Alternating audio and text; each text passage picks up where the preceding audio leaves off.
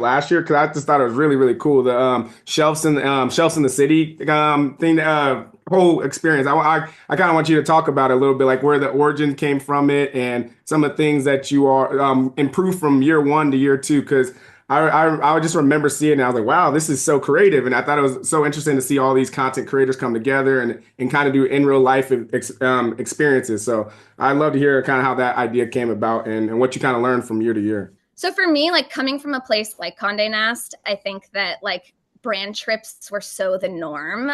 So like, there were always fashion, beauty, lifestyle, entertainment brands that were doing these types of trips with our editors and with our influencers. And I was seeing the impact that it was having in real time. Like I would see how like these events could really create connections and had these editors and influencers really talking about the experience and therefore talking about the brand in a really positive light.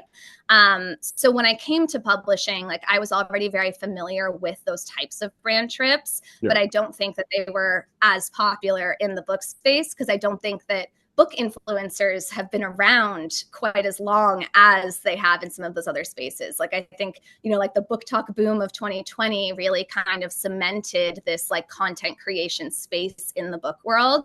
So it's a little bit behind some of the other industries.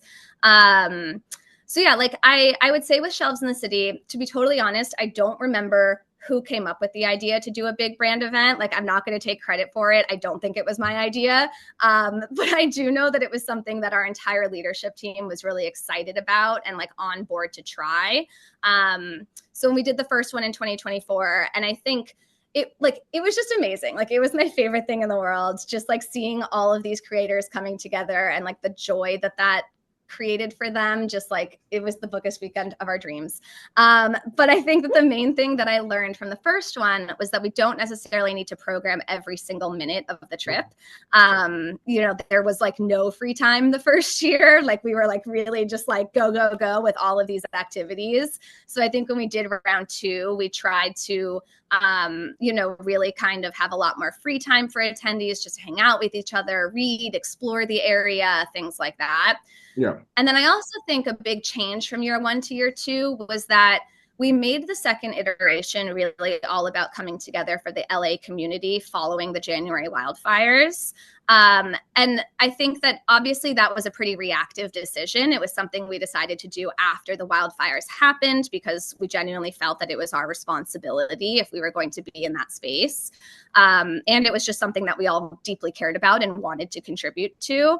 But I think that we learned how fulfilling it can be to kind of give back to the communities where we're staying as a group during these trips. So I think that one thing we're going to continue weaving in is that kind of service-based, activities in addition to social ones. Yeah, I thought that was so cool. Like from what I could see, it was you did food packaging and you filled up libraries and worked with reparations club or library or independent bookstore out there. I just think those type of events just kind of like you said, it creates culture, it creates identity, and it creates ability for content creators to really then build other things, right? Because I think a lot of times with content creators, you then have opportunity to do like book clubs together or podcasts, and all these things spin from having those moments of community. So I also wanted to talk a little bit about like how you all thought about diversity, because I think because you guys kind of went from like 40 people to like maybe 120 plus creators, which also brought in a lot of different voices and conversations. So and I think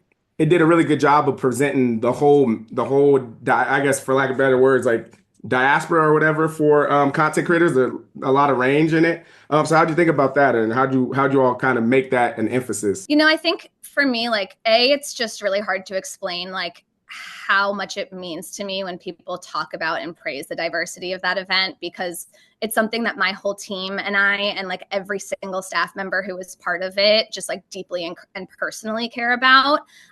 So it's really great to see that came through and that people recognized that. But that said, like Curating an inclusive event of book talk creators was not difficult.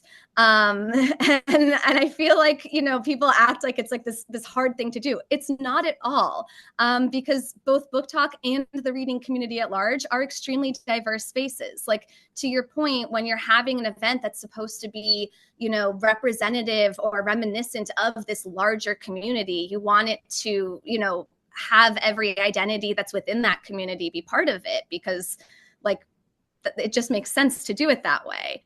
And I think that like if you're not seeing like these diverse spaces on your For You page, then you're likely only following like a very small corner of this community.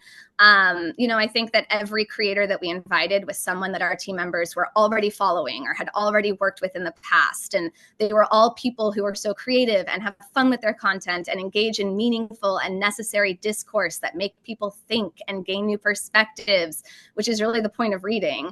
And they also were all just like the kindest, friendliest, most welcoming people who make Book Talk the wonderful community that I think it can be. It was really just important to us to include creators who reflect the reading community at large.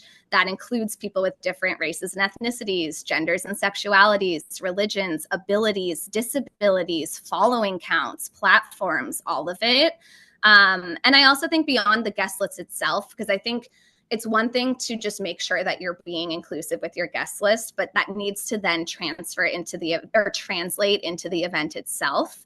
So it's also really important that we're making necessary accommodations as best as we can. We're paying attention to those little details so that all of the attendees there feel welcomed and included and like they belong in those rooms, because every single one of them belong to be there.